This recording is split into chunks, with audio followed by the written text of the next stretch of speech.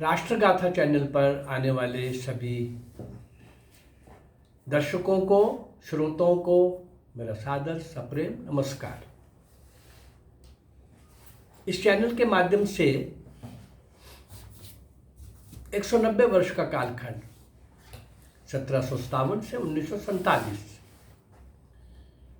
1757 to 1947, ये अंग्रेजों का भारत के अंदर अधिकांश हिस्से में किसी न किसी तरीके से वो स्थापित हो गए थे और भारत माँ के सपूत और सपुत्रियों को ये स्वीकार्य नहीं था कि हमारी भारत माँ की छाती पर कोई खड़ा होकर के यहाँ के निर्दोष लोगों को कुचले, अत्याचार करे। ऐसा जिनको ये स्वीकार नहीं था तो वो केवल सत्याग्रह नहीं कर रहे थे,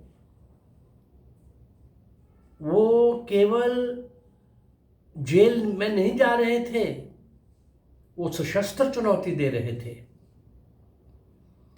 ऐसे ही सशस्त्र चुनौती देने वाले असंख्य अज्ञात, अल्पज्ञात और पूर्ण रूप से अज्ञात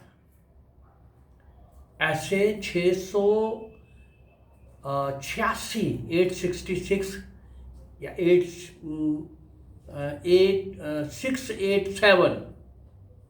687 वीडियोज आज तक मैं पहुंचा चुका हूं।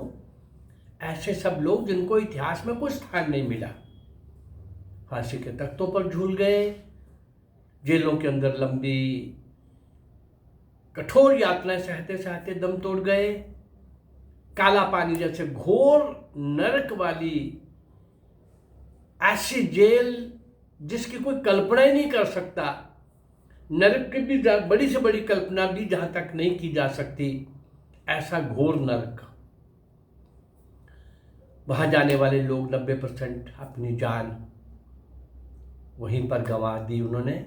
जो 10% बच के आए भी होंगे वो इस काबिल नहीं रहे कि भी वो उनका शरीर, मन, बुद्धि सब पूरी तरह से अपाहिज हो गए थे वो हर तरह से। ऐसे ही अज्ञात,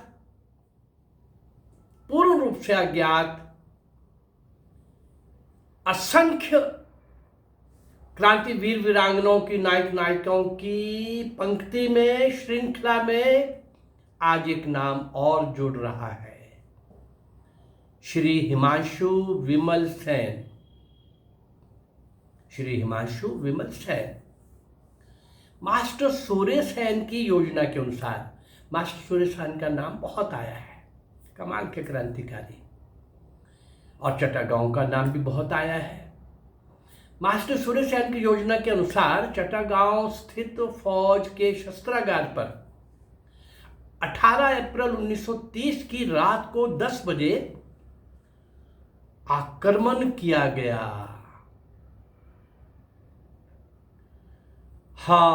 इस टोली के नेता श्री गणेश घोष और अनंत सिंह भी सहायक थे। ये दो लोगों को काम सौंपा गया जब ये फौज का शस्त्रागार लूटना था। आक्रमण बहुत सफल हुआ, आक्रमणकारियों में से किसी की जान नहीं गई और शस्त्रागार की रक्षा के लिए नियुक्त एक सैनिक की जान गई। पूरा हथियार खाना लूट लिया गया। उसमें इतने अधिक हथियार थे कि क्रांतिकारी लोग इन सभी हथियारों को अपने साथ नहीं ले जा सकते थे। यह निश्चित किया गया कि अपनी गाड़ी में हथियार लादने के पश्चात बचे हुए कुछ हथियारों में आग लगा दी जाए। ये काम हिमांशु विमल सेन ने अपने ऊपर ले लिया। हिमांशु विमल सेन जिनकी आज हम चर्चा कर रहे हैं इस एपिसोड में।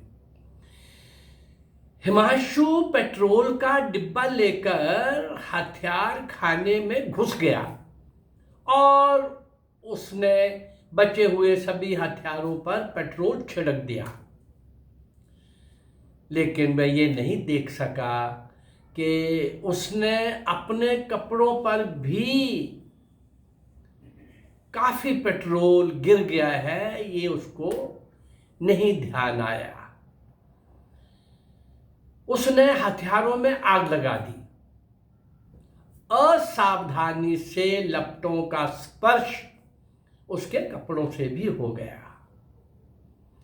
उसके कपड़ों ने भी आग पकड़ ली और उसका पूरा शरीर जलने लगा। साथियों ने झपटकर किसी प्रकार से उसकी आग बुझाई। किसी स्थान पर उसे उपचार के लिए भेजना बहुत आवश्यक था। 4 व्यक्तियों ने उसे अपने हाथों पर उठाकर गाड़ी में डाला और गणेश घोष और अनंत सिंह उसे उठाकर घटना पर से उठा के चल पड़े। भेद खुल जाने के भय से उसे किसी दवाखाने में नहीं ले जाया जा सकता था, तो इसलिए वो दोनों साथी अनंत सिंह और गणेश घोष, वो दोनों साथियों ने उसे चंदनपुरा क्षेत्र में ले गए और अपने दल के एक शुभ चिंतक के खाली पड़े मकान में उसे छोड़ आए। जिस मकान में घायल हिमांशु विमल सेन को छोड़ा गया था, वे मकान सड़क के किनारे ही था। सड़क की तरफ उसके 2 दरवाजे थे। एक दरवाजा बाहर से बंद कर ताला डाल दिया गया और दूसरा द्वार अंदर से बंद कर दिया गया। गश्त लगाने वाला सिपाही जब उधर से निकला,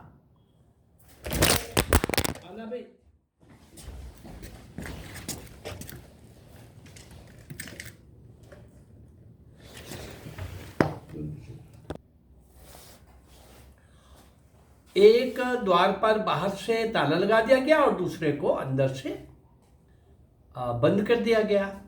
गश्त लगाने वाला सिपाही जब उधर से निकला तो वे कुछ क्षण विश्राम के लिए उस मकान के चबूतरे पर बैठ गया।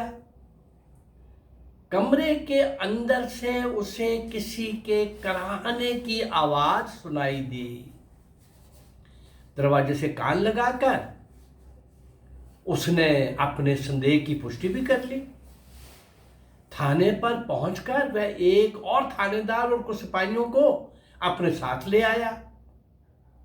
थानेदार ने उस दरवाजे को खटखटाया जो अंदर से बंद था। दरवाजा खुला और ये सब लोग जो आए थे थाने से कमरे के मकान के अंदर पहुंच गए। उन्होंने देखा कि एक युवक घायल अवस्था में चारपाई पर पड़ा करा रहा है और एक छोटा बालक उसकी सेवा के लिए नियुक्त किया गया था। मास्टर सुरेश सैन के तो सब वो बाल बालिकाएं किशोर किशोरियाँ थी, मास्टर थे और 9, 10, +1, +2 में प्रेप फर्स्ट ईयर में ऐसे पढ़ने वाले बच्चे क्रांतिकारी बना दिए थे उसने। और एक छोटा सा बालक घायल अवस्था में पड़े हिमांशु की सेवा के लिए रखा गया। घावों में अधिक जलन होने के कारण हिमांशु ने उस पर गीली मिट्टी लपेट ली थी। मिट्टी सूखकर तड़कने लगी थी और उसके घावों में असहनीय पीड़ा होने लगी थी। उसी पीड़ा से वह कराह रहा था। घायल अवस्था में ही हिमांशु को गिरफ्तार करके अस्पताल भेज दिया गया। उसके घावों में जहर पैदा हो गया था और उसे बचाया नहीं जा सका। 18 अप्रैल 1930, अप्रैल 18, 1930 की शाम को अस्पताल में ही उसकी मृत्यु हो गई।